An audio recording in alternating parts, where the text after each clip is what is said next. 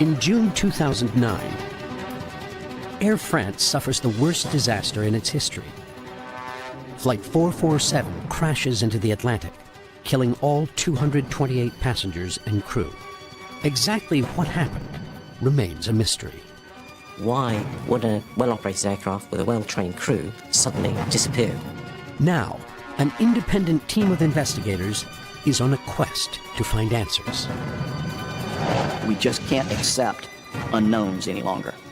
Any accident is a chain of events, and each of the links needs to be in place. Combining known facts with new scientific analysis, the team attempts to reconstruct the doomed flight's final minutes. Okay, we have a nav ADR1 fault. We have unreliable airspeed. But their investigation raises more questions than answers. The idea that a pilot would fly through a thunderstorm? Absolutely not. The journey leads them to an unlikely suspect. Hey, that is incredible.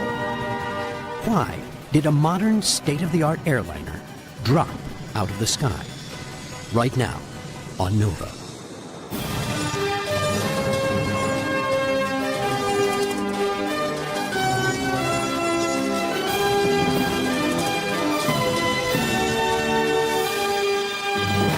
Major funding for NOVA is provided by the following. The David H. Koch Fund for Science, supporting NOVA and promoting public understanding of science. And the Corporation for Public Broadcasting, and by PBS viewers like you. Thank you. May 31st, 2009. 228 passengers and crew on board Air France Flight 447 take off from Rio de Janeiro, Brazil. Destination, Paris.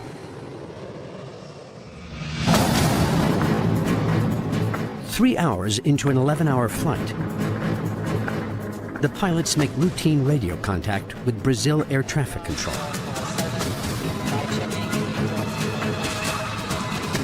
Reporting their location over the Atlantic.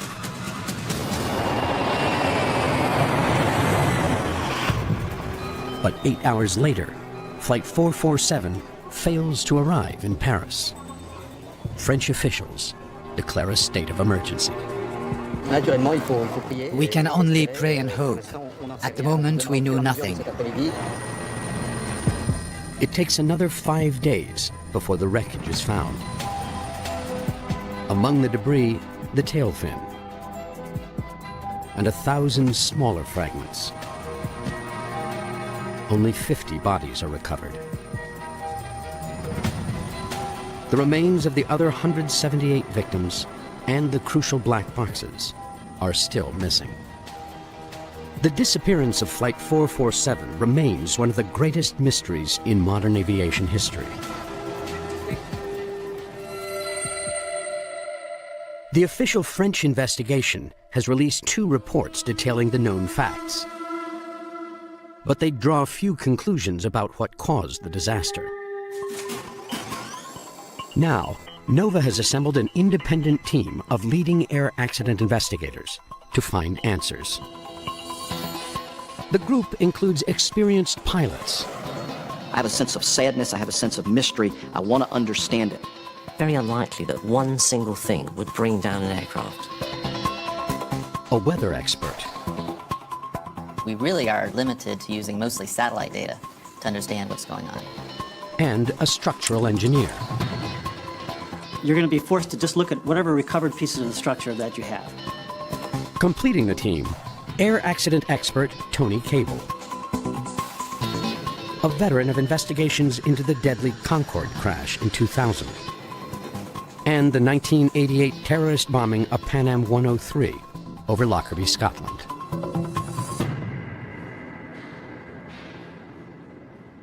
Cable begins by scouring Flight 447's air traffic control transcripts for clues to the aircraft's final moments. The only thing to go on in this case, in the early stage, is to look at the last position report, which in this case is the last crew conversation with air traffic control.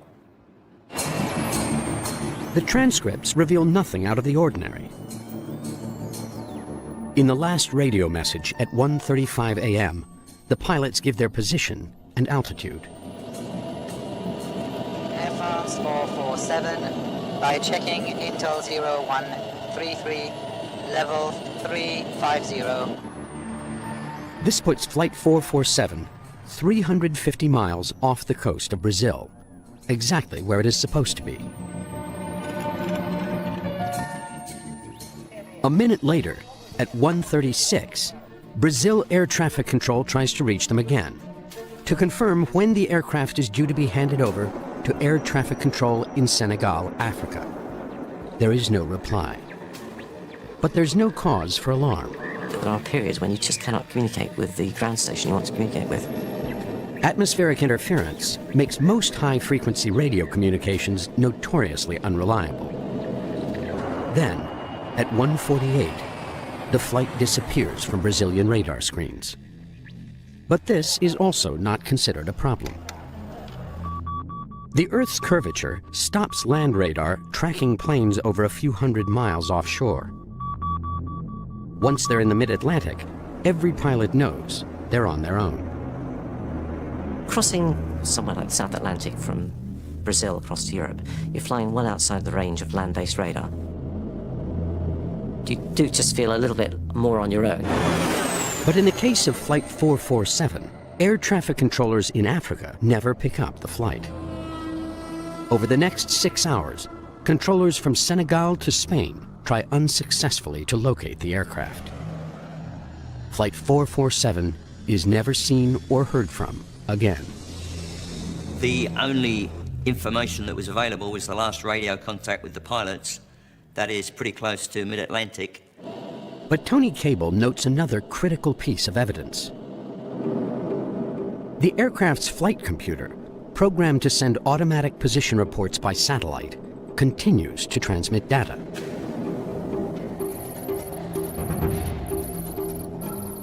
At the time, no one monitored the data, but now it reveals a vital clue. After the last radio contact at 1:35 a.m., Flight 447's computer sends automatic position reports at 1:40, 1:50, 2 o'clock, and finally 2:10. The messages show a last automatic position report and then apparently the end of the flight. These reports proved essential in helping investigators find the wreckage 5 days later. And now, the small amount of recovered debris is vital to understanding what happened. It is possible, if you know the wreckage, to work out quite a lot about how it crashed, whether it broke up in the air. The question on everyone's mind, was this an accident or a deliberate terrorist act?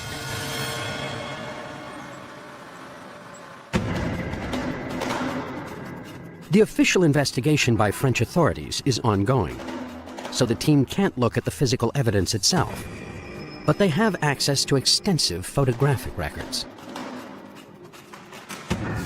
This allows them to virtually reconstruct the recovered debris, seen here in orange. Reconstruction is one of the most important techniques in accident investigation. Dealing with wreckage is literally a jigsaw puzzle, but you don't know how many pieces you have, and you usually don't have all of them. Are both wings attached to the airplane? Is the nose there? Is the tail there? The, quote, four corners.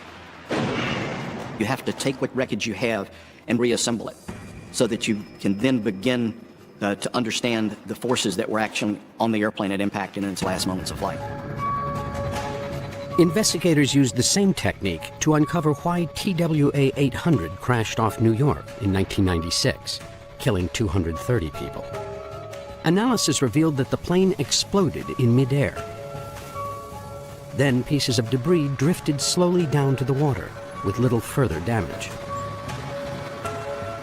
Terrorism was initially suspected, but the cause was later identified as faulty wiring that triggered a fuel explosion.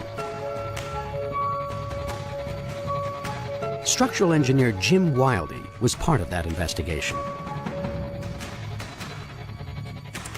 Now he faces a jigsaw with most of the pieces missing.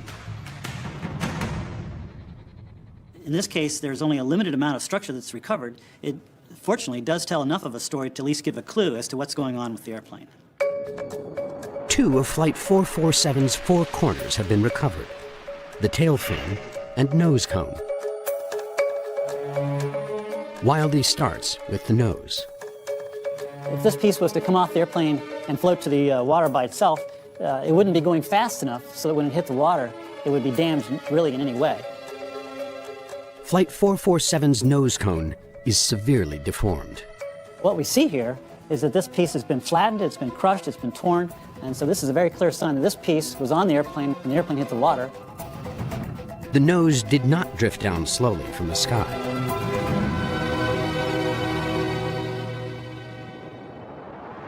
The tail fin tells the same story. A mid-air breakup couldn't create the type of damage seen here. And a recovered floor section from the cargo compartment adds another piece of the puzzle. And what we see here is curvature damage on both sides of this piece with a fracture down the middle.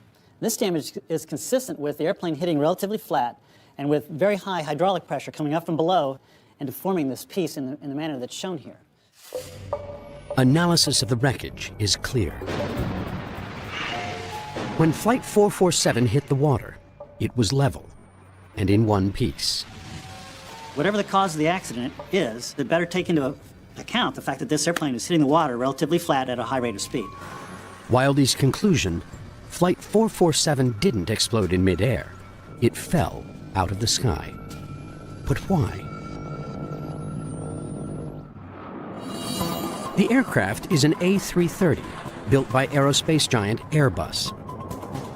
Though there are 700 in service, there hadn't been a single passenger fatality until Flight 447. This history of reliability rests on a highly computerized flight control system. They're highly automated. They're some of the leading edge technology in aviation even today. Powerful computer systems are designed to control everything from airspeed and altitude to turning the aircraft. The design philosophy that automation improves safety. In a flight simulator, V1, rotate. veteran pilot Martin Alder demonstrates the features of these computer systems. Gear up. In a conventional airplane, instead of this side stick, I'd have quite a big control column here. You need plenty of leverage to apply the mechanical forces you need to move the control surfaces to control the airplane. In a conventional airplane, the pilot pulls mechanical levers to operate a hydraulic control system. But on the A330, this heavyweight gear is replaced by an electronic system called fly-by-wire.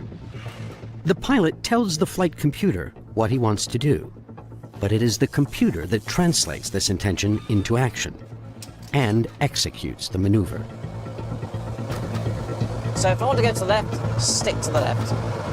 Round to the left. The flight computer adjusts the control surfaces and the aircraft turns left. Maneuvers like this cause the A330 to lose altitude.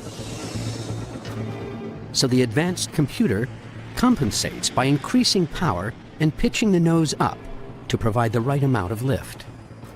The pilot does nothing. I'll take my hands off. And there we are. It's flying round. Vertical speed 0, 25 degrees of bank, 240 knots. It's going to fly around at 25 degrees of bank. Keep doing this until we get bored. The flight computer won't carry out any pilot command that endangers the safety of the aircraft. If the pilot were to lose control for some reason, the system would save the airplane. With this safety feature, it seems almost inconceivable that the crash of Flight 447 was simply due to pilot error. So did something in Flight 447's path bring it down?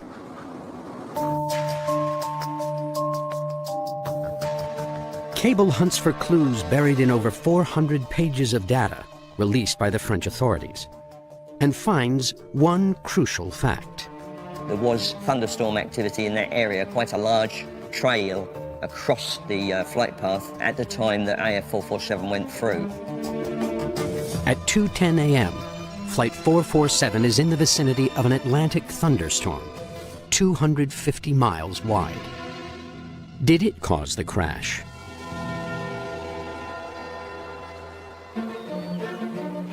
To find out, our investigation turns to John Williams, an aviation weather specialist at the National Center for Atmospheric Research in Boulder, Colorado.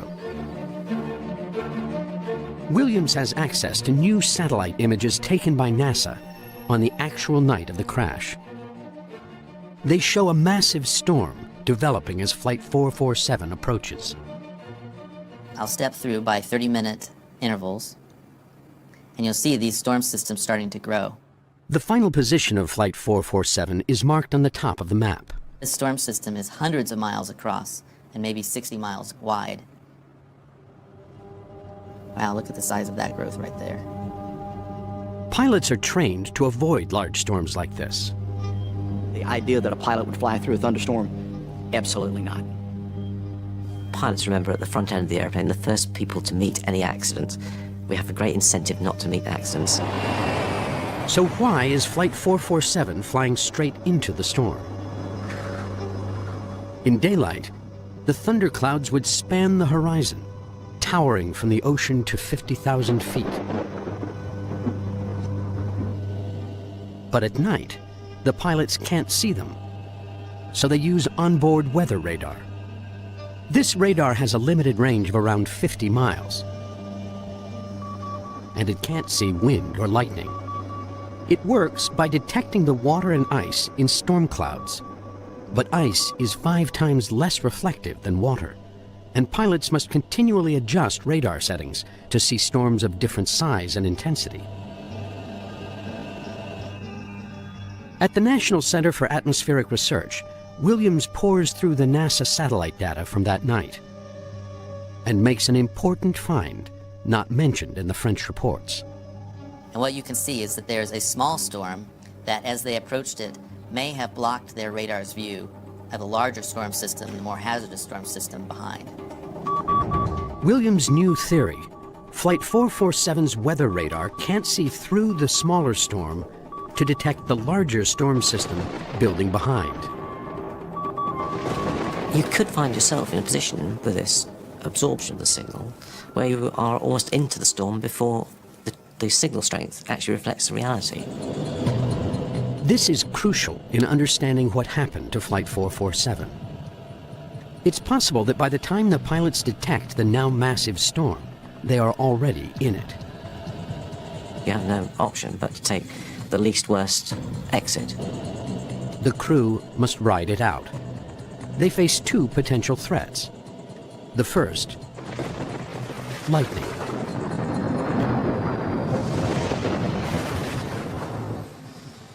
On average, every airplane is struck once a year, but modern airliners are made of conductive materials that protect against even the most severe lightning, as seen in this incident captured on home video in Australia. Spectacular, but the lightning passes harmlessly through the outer skin. The plane landed safely, with no significant damage. The last confirmed commercial plane crash in the U.S. directly attributed to lightning occurred in 1967. The thought that lightning could have a serious effect in the accident of Air France 447 is extraordinarily remote, and there's absolutely no evidence of it. The second threat is more serious. Turbulence. One cause is updrafts, rising pockets of air punching up through storms. The white areas on this map. There's one here and one here, just off the flight track of Air France 447. Hitting an updraft would be like a jackhammer hitting you from below. It could really give the aircraft a jolt. As Flight 447 heads for turbulence, the automatic systems should keep everything under control. The pilot's next move would be standard procedure. Anticipating turbulence, he would ask the passengers to fasten seatbelts. Then, as a safety measure, he would dial in a slightly lower speed to reduce the stresses on the aircraft. An automatic system called auto thrust takes over. The auto thrust would reduce the power on the engines to slow down towards your target speed. Everything happens automatically. The pilot's manual thrust levers don't move. As turbulence hits, sudden updrafts throw the aircraft up and down. But the flight computer changes pitch and engine power to compensate, keeping the aircraft at a safe speed. All the pilots have to do is monitor the instruments. The systems automatically will tell you they get out of limits, but you could be looking at the systems from time to time just to check that they are well inside limits. The team has traced Flight 447's progress to its last known position. The next clue comes from the official French report, and it reveals what happened next in chilling detail.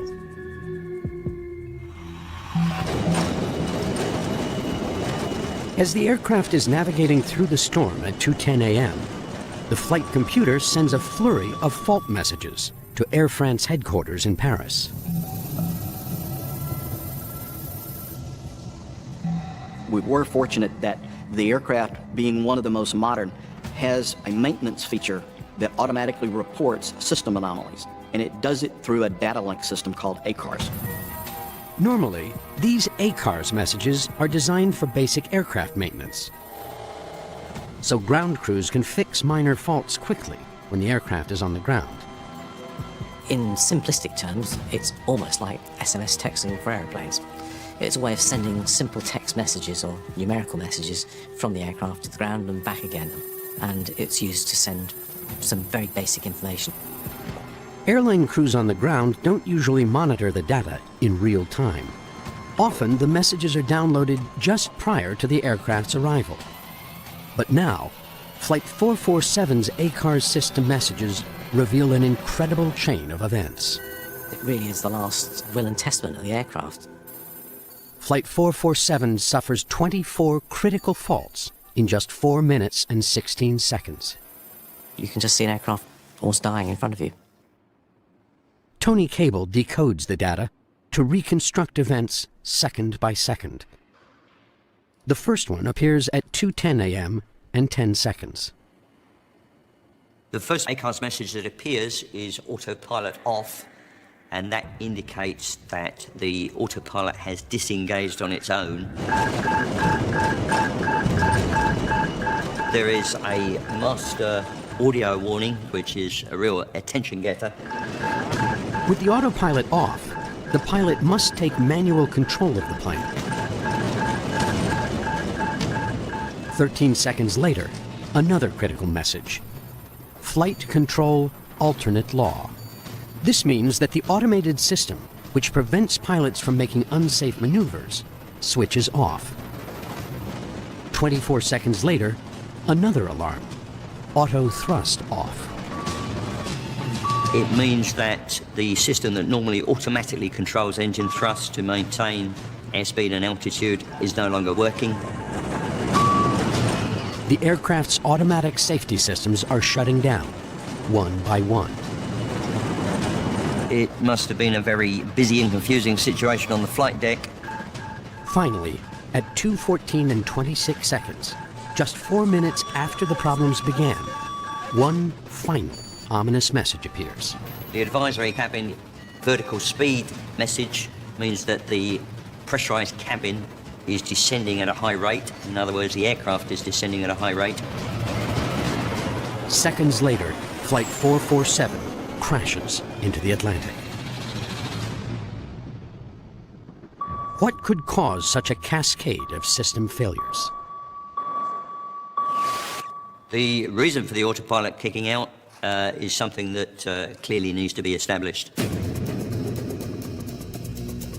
Tony Cable scans the ACARS data in search of the root cause. And he believes that all the failures can be traced back to just one of the 24 fault messages. This one message suggests that the computer lost the ability to calculate its airspeed. The loss of airspeed information, potentially very, very serious. Without this, the automatic flight controls can't function, so the system shuts down. To find out why, the team turns their attention to the equipment that measures airspeed.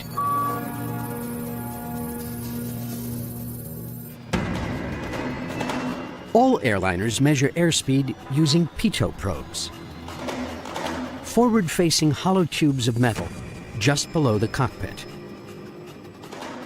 Automated flight controls can't operate without accurate airspeed data, so the A330 has 3 pitos to provide backup. But on Flight 447, the fault message suggests major pitot problems. We know that the airspeed indication systems, all 3 of them, were compromised.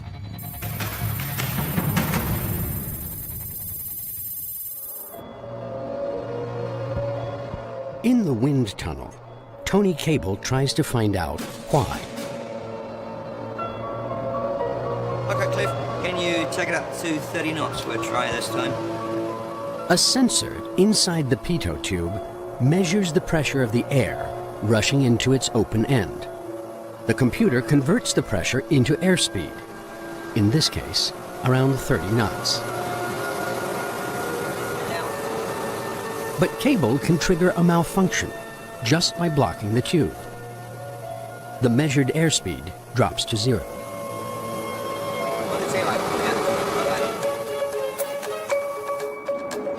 But what can block a pitot tube at 35,000 feet?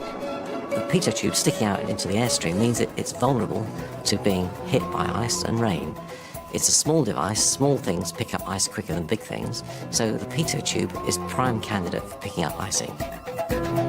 To combat ice, the pitot tubes are designed with powerful heaters, intended to handle any conditions, including full-blown storms. So what caused them to fail? The answer could lie within the storm itself.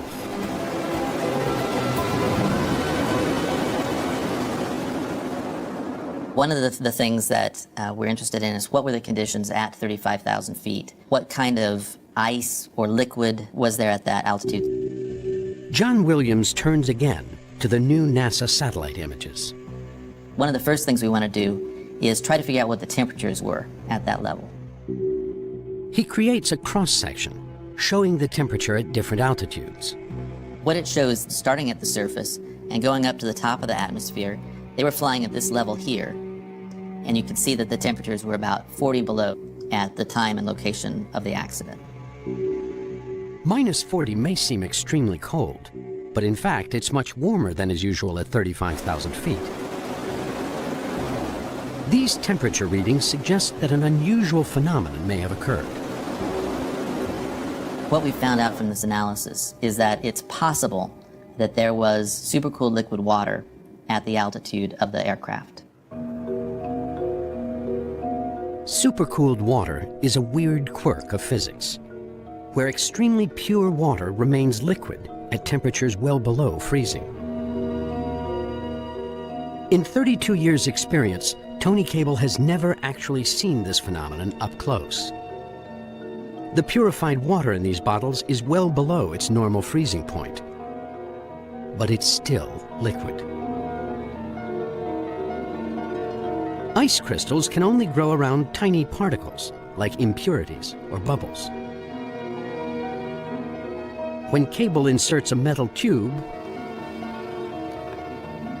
Hey. instant ice. That is incredible. The fact that air is really clean over the oceans suggests that if there's supercooled liquid water in the atmosphere and an aircraft flies through that, those little droplets are ready to freeze as soon as they hit a surface. Supercooled liquid water could overwhelm heating elements in the pitot tubes and freeze them in seconds. It is possible that the aircraft encountered conditions which are more severe than those to which it had been designed. The pitot heads may not have been sufficient to cope with these severe conditions.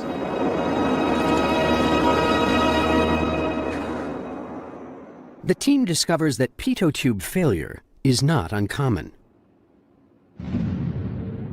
In the 6 years leading up to the loss of Flight 447, the French authorities identified 32 failed pitot events involving A330s or similar A340s. And in 2009, the number of incidents is alarming. It was in the order of 1 a week for getting on for 2 months in the period leading up to the 1st of June. Just 6 days before the crash, 2 pitot tubes fail on a similar A330 flight from Rio to Paris. The pilots managed to keep control of the aircraft. All the failing pitot tubes meet existing safety standards. Still, in late 2007, Airbus recommends that all A330s receive improved pitots. Air France is in the process of upgrading its entire fleet when Flight 447 runs into the Atlantic storm. When the aircraft's pitot tubes fail, the automatic systems shut down, forcing the crew to take manual control. When things go very wrong, the last line of defense is the aviator. After more than 3 hours on autopilot, the crew suddenly face information overload. That crew faced an almost unheard of series of failures, one right behind the other. And for them to sort through it would have been very difficult that night. Why is the airplane doing what it's doing? What are all these failures? Why are they all coming at one time? Bombarded by faults, the crew must cope with the most serious problem of all: maintaining a safe airspeed. At high cruising altitudes, the speed range that all commercial aircraft fly inside gets very narrow. Our speed range is quite limited. Typically, it could be 10 knots either side of the cruise speed. If Flight 447 speeds up or slows down by as little as 10 knots, it could suffer a potentially lethal condition known as a stall.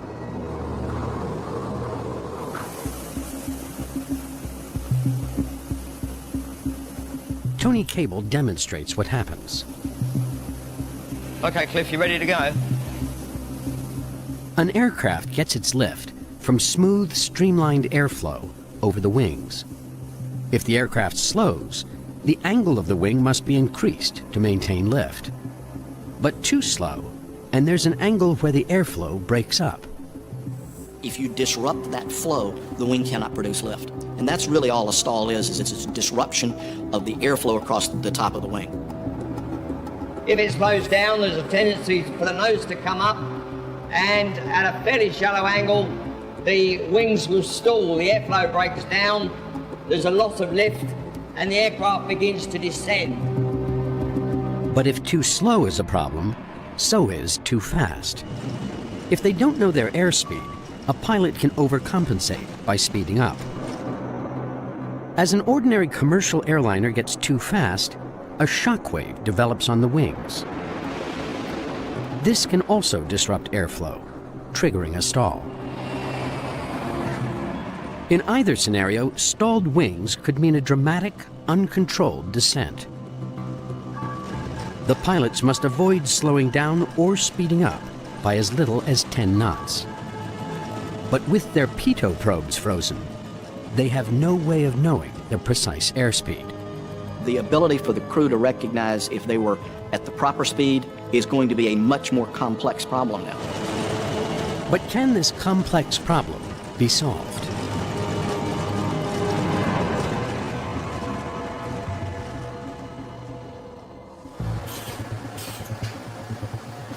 In the simulator, Martin Alder recreates the known technical failures on Flight 447. He wants to know if 2 experienced pilot instructors can maintain speed and avoid a stall using standard operating procedure. The pilots don't know what they are about to face. Could you give Brest a call, see if there are any ride reports so far? Like Flight 447, they are cruising at 35,000 feet, at night, over the ocean. Alder unleashes a storm. I like the look of that one, so now activating. Thunder clouds loom ahead on the radar. Probably in line of thunderstorms. About 10 miles away. The captain plans a detour and prepares for turbulence. So turbulence airspeed, then I'm selecting decimal 76. As is likely on Flight 447, the pilot selects a slightly lower speed to reduce stress on the aircraft. Auto thrust automatically reduces engine power. Ladies and gentlemen, the captain speaking. We are just approaching an area where there are a few rain showers around. We've put the seatbelt sign on for approximately 10 minutes or so. As they edge around the storm, Alder triggers the critical moment of Flight 447. He fails all 3 airspeed indicators.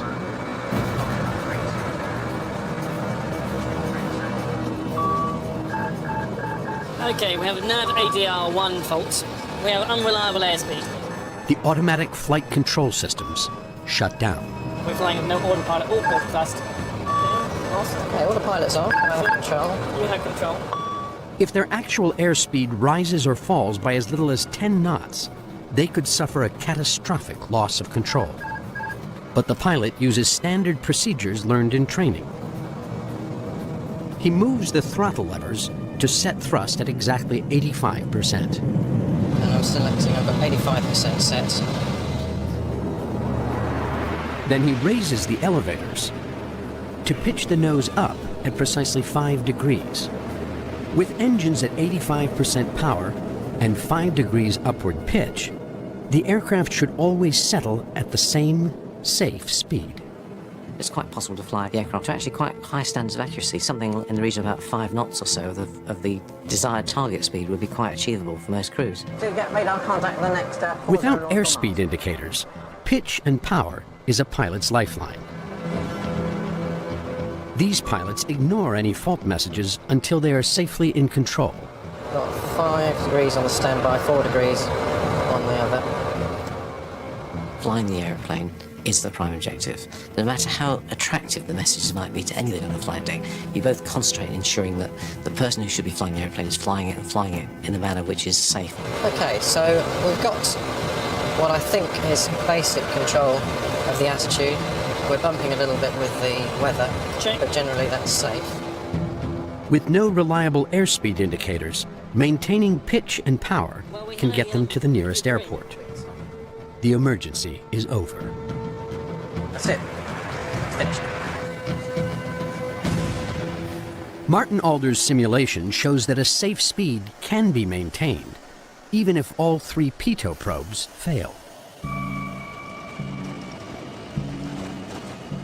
So what could have stopped the crew of Flight 447 from using this technique?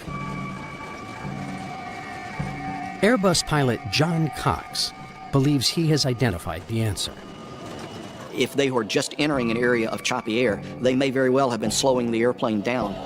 When Flight 447 first enters the storm, standard procedure suggests they would reduce speed. So autothrust decreases engine power automatically. But the pilots don't receive one important visual signal from the thrust levers. The thrust levers themselves, the throttles, don't move, unlike some other airplanes where you can feel the throttle in your hand moving. With Airbus aircraft, that throttle doesn't move with autothrust engaged, so you have to look at specific engine power indications. The power indication is displayed here on the central control panel. But if auto thrust switches off while the engines are in low power, the crew might lose track of the low thrust level. If you're very task saturated, your concentration is going to be directly in front of you. What's the power output of the engines? You're going to have to physically turn your attention and look to the center console area.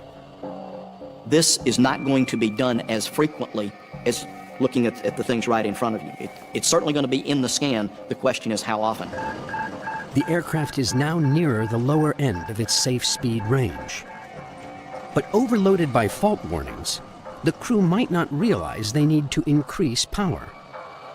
Was this crew one that was very attentive and picked up this information very early? Were they very slow to pick up the information? We don't know. Were the demands so high that they were unable to keep up with it? We don't know. But Tony Cable finds support for this theory. In 10 previous incidents of pitot probe failure, the crew fails to immediately control thrust. In quite a number of them, it's clear that the crews were very slow to get onto manual throttle operation. In 5 cases, crews don't take control of thrust for more than 60 seconds. For Flight 447, That would mean rapid deceleration and the risk of a sudden stall. 10 to 15 knots would not be unusual. If you decelerate at a knot a second, it's 15 seconds. The aircraft would slow down to a much lower speed, and you could approach the stall quite quickly in that manner at altitude. There is a good possibility that at some point in the last 4 minutes that there was a stall event. The result, a rapidly descending aircraft.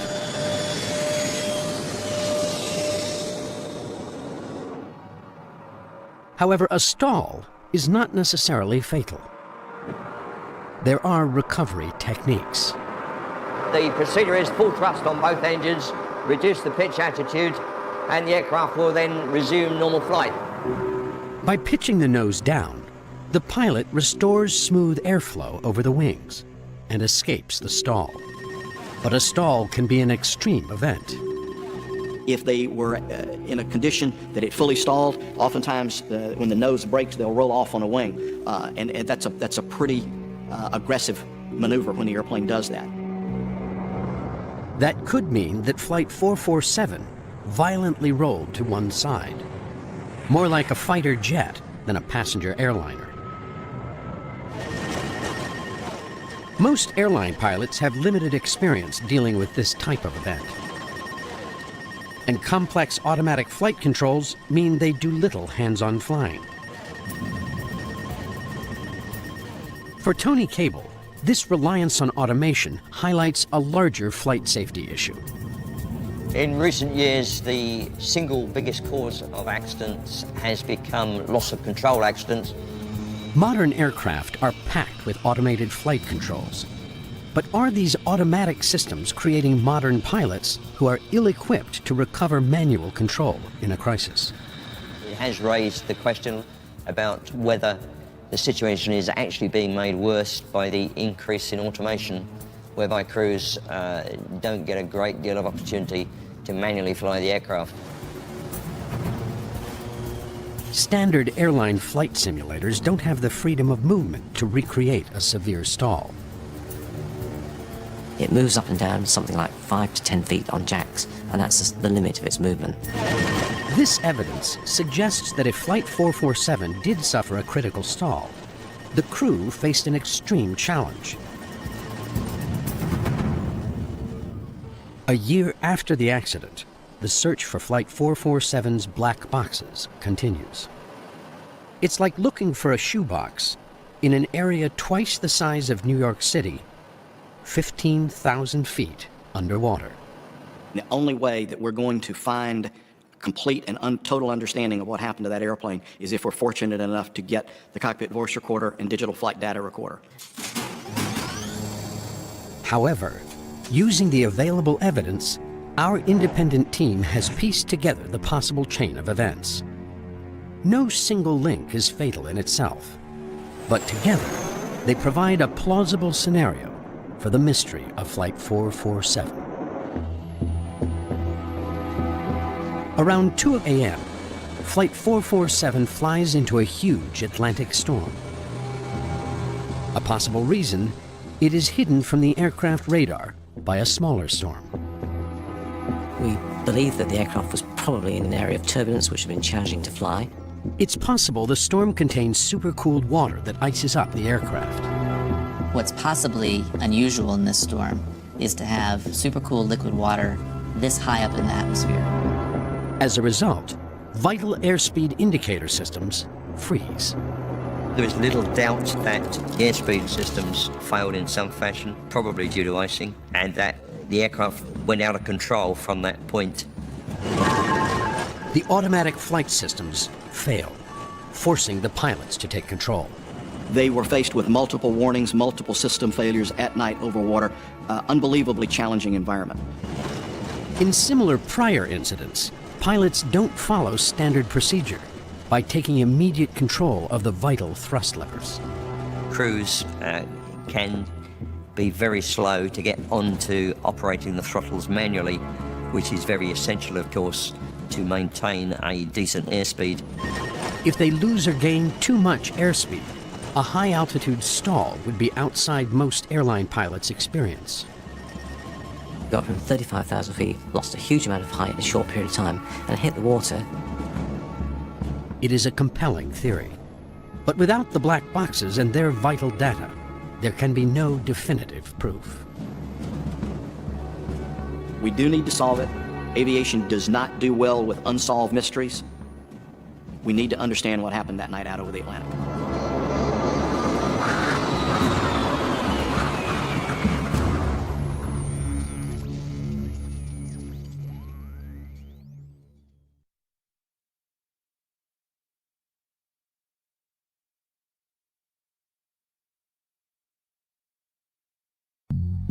The exploration continues on NOVA's website. How do planes stay aloft? Test the essential dynamics of flight. Investigate new technology that helps pilots predict dangerous weather and examine other disastrous crashes. Dig deeper into space and flight with screening programs, expert interviews, teacher resources, and more. Follow NOVA on Facebook and Twitter, and find us online at pbs.org.